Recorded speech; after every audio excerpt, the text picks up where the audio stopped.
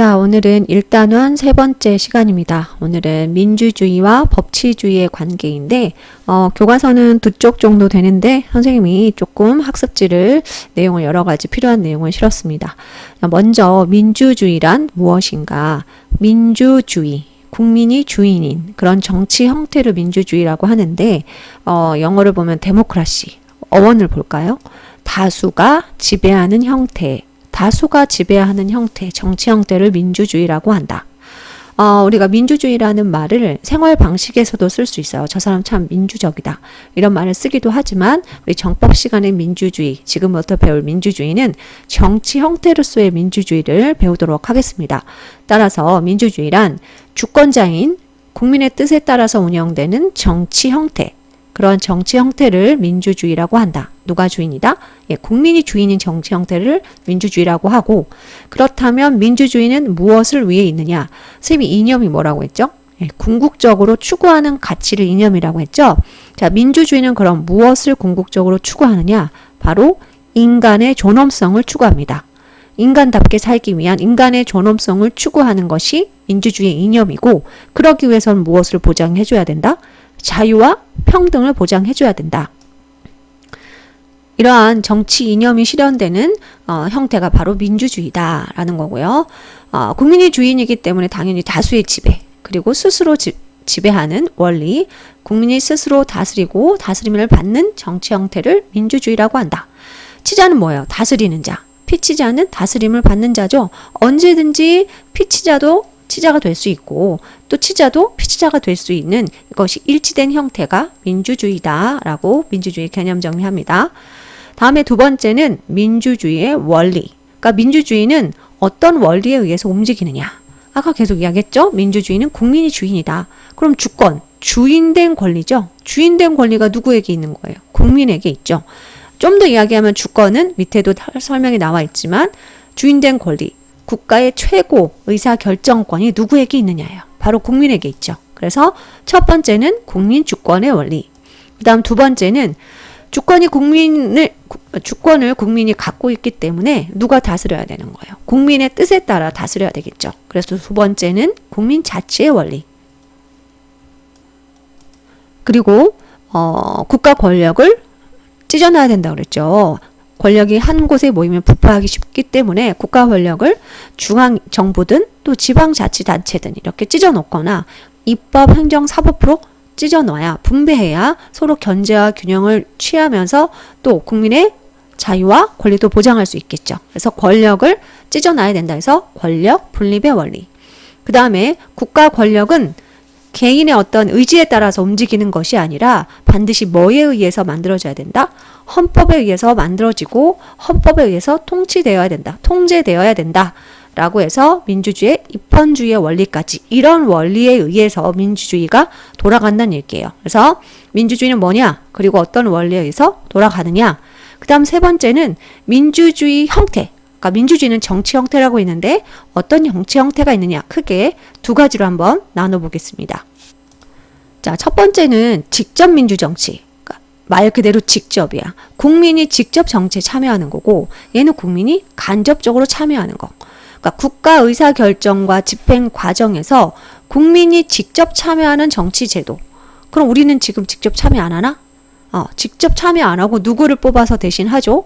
국민이 대표를 통하여 간접적으로 참여하는 정치들. 현재 오늘날의 대부분의 나라는 바로 이 형태를 취하고 있죠. 모든 국민이 다 국회 가서 모든 국민이 다 행정부 어떤 장관을 할 수는 없잖아요. 그래서 현재 오늘날의 대부분의 국가는 대표를 통해서 나의 의견을 간접적으로 전달하는 간접 민주 정치 형태를 취하고 있죠. 자, 그렇다면 직접 민주 정치를 행한 나라가 사례가 있었느냐? 있었습니다. 자, 언제일까요? 자, 고대로 가보겠습니다. 고대 그리스에 아테네라는 도시 국가가 있었습니다. 그 당시에 그리스는 산지가 많고 또 바닷길로 다들 이렇게 막혀 있기 때문에 통일된 국가를 이루기가 어려웠어요. 그래서 곳곳에 작은 도시들이 만들어졌는데 그 도시가 하나의 국가 역할을 했었죠. 그래서 그 도시를 도시국가, 폴리스라고 이야기를 했는데 그 중에 여러분이 잘 알고 있는 아테네라든가 스파르타, 트로이 이런 여러 도시 국가들이 있었습니다. 그 중에서도 이 직접 민주 정치가 행해진 곳이 바로 아테네라는 곳이고, 이 아테네는 인구가 적고 규모가 적기 때문에, 그리고 시민들 다 같이 토론하며 광장에 모여서 다 같이 토론하고 다 같이 다수결로 의사결정하고 이런 것들이 이루어졌다는 얘기죠. 지금 오늘날 우리나라로 치면 정말 불가능한 일이죠. 다 같이 모일 수 없을 뿐더러 그런 공간도 없고 모이는 것도 불가능하겠죠. 하지만 이 당시에는 영토도 적고 영토 규모도 적고 사람도 인구도 적었기 때문에 충분히 가능했다. 자, 이러한 정치 형태는 장점이 어떤 게 있을까요? 국민 의사를 내가 직접 나의 의견을 내놓을 수 있기 때문에 국민 의사의 왜곡을 줄일 수 있다. 그리고 국민 자치의 원리를 아주 충실하게 실현할 수 있다. 어떻게? 가장 충실하게 실현할 수 있다. 그럼 얘는 국민 자치가 아닌가? 얘도 대표를 뽑는 거잖아. 누가 주인이다? 국민이 주인이고, 너무 복잡하고 너무 넓고 전문적인 지식이 필요하기 때문에 오늘날에는 국민이 다 할 수 없죠. 대표를 뽑는 거죠.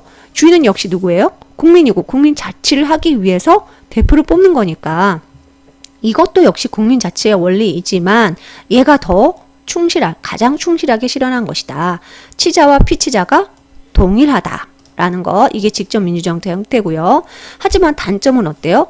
다 같이 모여서 회의해야 되고 뭔가 다 같이 결정해야 되죠. 시간과 비용이 많이 들어서 비효율성, 그리고 사회 규모가 큰 오늘날은 거의 불가능하죠. 또 하나는 결국은 많은 사람들이 모여서 의사결정을 하다 보면 맨 마지막에는 어떻게 결정하겠어요? 주로 다수결로 결정을 하게 되겠죠.